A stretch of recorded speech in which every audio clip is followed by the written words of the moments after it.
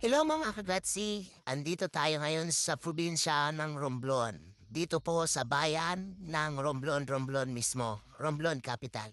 Andito tayo ngayon sa Port of Romblon at tatawid tayo ngayon sa kabilang isla sa Tablas Island sa bayan ng San Agustin Romblon kasi pupuntahan po natin yung kabila nating branch doon. At ayun na nga, naadat na natin sila nagdidiskarga ng mga e-bikes. Dito yan sa gilid namin. Ayan, yan guys, sa mga gustong ano dyan ng e-bikes, dito sa gilid ng Grazi ay mayroong nagbibinta ng e-bikes. Yan, mga mura lang yan, tsaka mga branded e-bikes po yan.